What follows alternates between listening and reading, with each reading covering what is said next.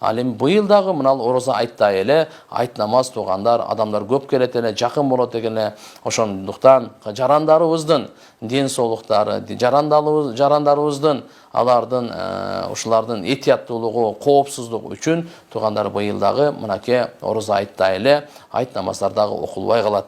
Себеп дегенде мына жердеги азыр көрүп атасыздар кандай оор күндөр болуп атат. Ушуну биз этияттуу биз бардыгынан алдын турат жарандарыбыздын коопсуздугу, жана булардын ден соолугу, өмүрү бардыгынан алдын турат. Буну биз баарыбыз туура түшүнүшүбүз керек. Шариятта ушуга жараша уруксат берет туугандар, зарурат деп коет, зарылчылыкта шариятыбыз ушундай нерселерге, ушундай милдеттүү нерселерди аткарбай койгонго уруксат берет. Анткени анын бир себеби турат. Ал кайсы? Жашоо менен ден соолук турат туугандар. Күн чыккандан кийин бол жолду мурда канча биз 8-дерде окуган болсок, ошодон кийин анан Кудай кааласа бисмилла деп курмандыктарды чала турган убакыт ошол.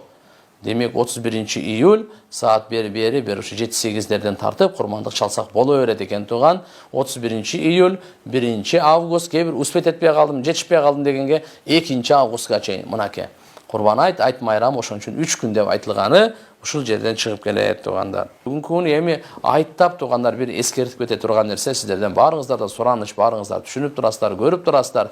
Баягы айттап Куран окуп эл кыдырганды токтотойлу.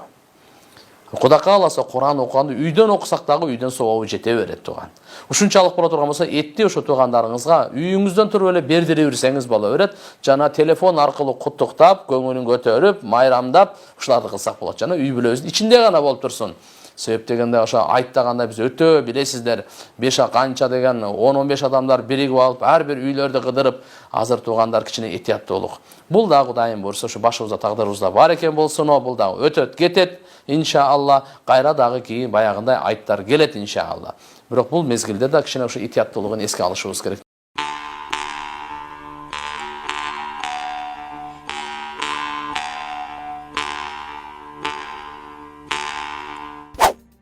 Айт намазы аянттарда жана мечиттерде окулбайт. Бул тууралуу муфтияттын басма сөз кызматынан билдиришти. Өлкөдө коронавирус жайылуу коркунучу бүтө электигин эске алуу менен элибиздин саламаттыгы жана коопсуздугу үчүн илдеттин мындан ары күчөп кетүүсүнө жол бербөө максатында жума намазы убактылуу окулбай тургандай эле 31-июлдагы курман айт намазы аянттарда жана мечиттерде окулбастыгын маалымдайбыз.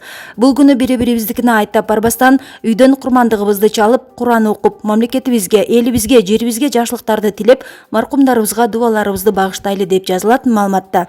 Буга чейин Курман айт майрамы 31-июлда белгиленери кабарланган.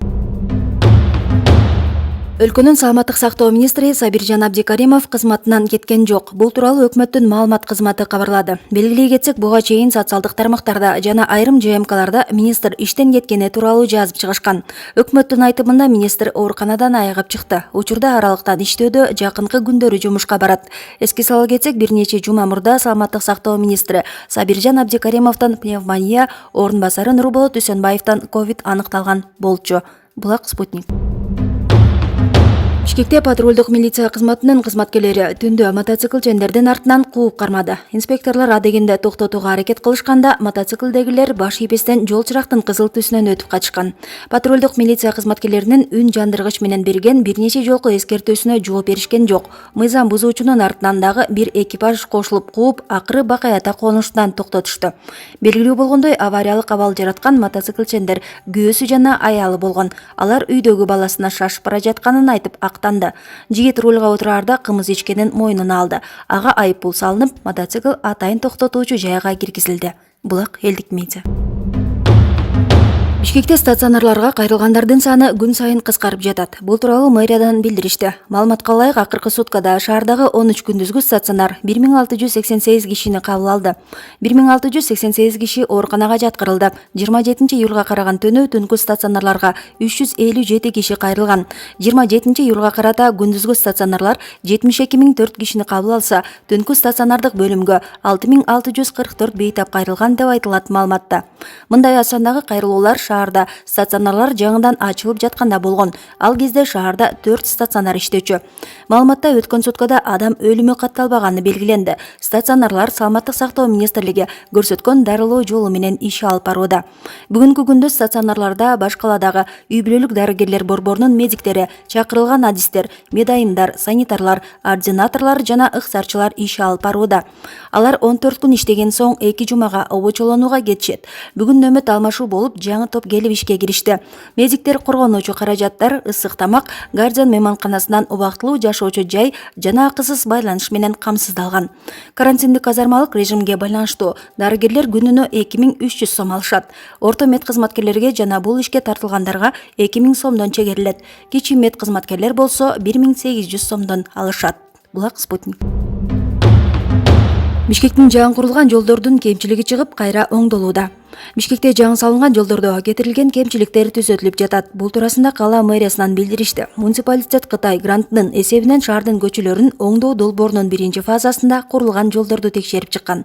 Сапатсыз коюлган бордюрлары жана ирригациялык лотоктор аныкталды. Алар кайра жаңысына алмаштырылат. Айрым тротуарларга брусчатка түшүлгөнү байкалган, анын сапаты күмөн жараткан жок. Бул долбоордун алкагында 48 көчөнүн 93 чакырым жолу оңдолгон. Анын сапатына 2 жылга кепилдик берилген. Мөөнөтү ушул күздө аяктайт.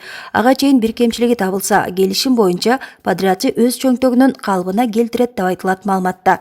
Белгилей кетсек, жолдун сапатын мэриянын инженердик жана курулуш кызматынын адистеринен, райондук акимчиликтен, муниципалдык аймактык башкармалыктардан жана подрядчы уюмдардан түзүлгөн комиссия текшерет. Булак Спутник. Кечээ сел каптаган Баткендин айылдары калыбына келтирилүүдө. Баткен облусундагы айылдарда селден кийинки калыбына келтирүү жумуштары жүрүп жатат. Бул туурасында өкмөттөн аталган облустагы өкүлчүлүгүнүн маалымат кызматы кабарлады.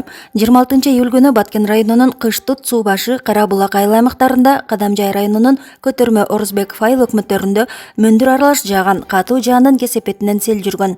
Сел суулары сайлардан ташып чыгып, айрым жерлерде ички жолдорду, эгин талааларын каптаган. Учурда тийиштүү кызматтар тарабынан селдин кесепеттерин жоюу аракетинин алкагында жол каттама ачылып, сугат суу, электр энергиясы калыбына келтирилди. Селден улам келтирилген зыянды тактоо боюнча жарандык коргонуу кызматтары иш алып барууда деп айтылат маалыматта. Табигый кырсыктан бактыга жараша адамдар жабыркаган эмес. Булак Спутник. Бүгүн 27 июль күнү саат 16-да мурдагы элчи Кылычбек Султан УКМКга кайрадан суракка кирип кетти. Окуянын чоо жайына кайрылсак, 21 июлда мурдагы элчи социалдык тармактагы баракчасына 5 август 2020 жыл Сооронбай Жээнбековго импичмент, кайдыгер эмес жарандардын нараазычылык митинги деген билдирүү жарыялаган болчу. Анын эртеси эле УКМК аны суракка чакырган. Биринчи сурак 23 июлда, экинчиси 24 июлда болгон. Сурактын маңызы тууралуу тилкатка кол койгону үчүн мурдагы элчи комментарий берген эмес. Кылычбек Султан УКМКнын суракка чакыруусу боюнча Супер Кейджи порталына буга чейин мындай деген: акыркы жылдары мамлекет орчундуу, олуттуу иштер менен алектенбей, коркутуп үркүтүү, ооз жаптыруу иштери менен алектенип жатат дейт. Буга чейин 6 июлда мурдагы элчи Кылычбек Султан журналисттерге маалымат жыйын берип, анда элдин ишенимине негизделген өкмөттү дайындоо керектигин айтып чыккан эле. Эркин күрөш боюнча дүйнө чемпиону Айсулуу Тыныбекова мамлекет тарабынан өмүр бою стипендия алат. Бул тууралуу Жаштар иштери, дене тарбия жана спорт боюнча мамлекеттик агенттиктин басма сөз кызматкери Нурпери Садырбекова билдирди. Мамлекеттик агенттик буга чейин чоңдор арасындагы олимпиадалык спорттун бардык түрү боюнча дүйнө чемпиондугунан биринчи орунду камсыздагандарга өмүр бою стипендия берүү сунушун өкмөткө жөнөткөн. Ага макулдук берилип, токтом кабыл алынды. Буга чейин өмүр бою стипендия олимпиада жана параолимпиада оюндарынан орун алгандарга гана берилчү, деди Нурпери Садырбекова. Бул стипендияны Айсулуу Тыныбекова учурдагы жетишкендиктери үчүн алып жаткан жана келечекте дагы ала турган стипендиялардын мөөнөтү бүткөндөн кийин алып баштайт. Ал өмүр бою ай сайын 20 000 сом стипендия алары белгилүү болду. Айсулуу Тыныбекова 2019 жылы Казакстандын Нур-Султан шаарында өткөн эркин күрөш боюнча дүйнө чемпиондугунда алтын медаль тагынган. Жетөгүз районунда ФАП, мечит жана медресе пайдаланууга берилди. Бул тууралуу аймактык кабарчы билдирди. Жетөгүз районунун Чоң Жаргылчак айылында чет өлкөлүк демөөрчүлөрдүн колдоосу менен 3 социалдык имарат бир күндө ачылды. Алардын курулушуна 10 миллион сом жумшалган. Жергиликтүү тургундардын айтымында аталган объекттердин пайдаланып өткөн жылы август айында түптөлгөн. Курулушу 2 ай мурда бүтүп, бирок эпидемиологиялык кырдаалга байланыштуу ачылыш аз эми токтоп турган. Чоң Жаргылчак айылында 20 жылдан ашуун эмгектенген фельдшер Гулипа Сейитказыева Айылдагы мурдагы фаптын эскилиги жетип, шарты жок болгонун билдирди. Булак турмуш. Кыргызстандын бардык аймагында тоют топтоо өнөктүгө жүрүүдө. Быйылкы жай жаанчыл болгондуктан тоют чөп сапаттуу жыйналбай дыйкандарды түйшүккө салууда. Турмуш басылмасынын аймактык кабарчысына дыйкан Болот Асанбаев тоют чөп жыйноодогу айрым сырларын айтып берди. Малга даярдалган тоют чөпкө бардык учурда эле туз себе берүүгө болбойт. Чөп болонгандан кийин жамырда калып суу болуп, жакшы кургабай калганда туз сеп жыйноо керек. Себеби ным болгон чөптү чиритип жибербей, жакшы сактайт жана малга жагымдуу болот. Чириген чөп сасып, мал жебей коет дейт Болот Асанбаев. Анын айтымында сайыз учурунда малга атайын силос, туз себилген тоют даярдалчу. Сайыз убагында малды семиртүү үчүн атайын силос даярдалчу, чоң техникалар менен чөптү төбөлетип, туз сеп көп өлчөмдө даярдалчу. Бул даярдалган тоютту уйларга бергенде, уйлардын сүтү көбөйүп, малбат ирденет деп кошумчалады ал. Булак турмуш. Кочкор районунда хрендин килограммы 600 сомдон сатылууда деп билдирди аймактык кабарчы. Жашылча жемиш саткан Назгүл Алиева учурда хрен менен лимонго суроо талап көп болуп жатканын айтты.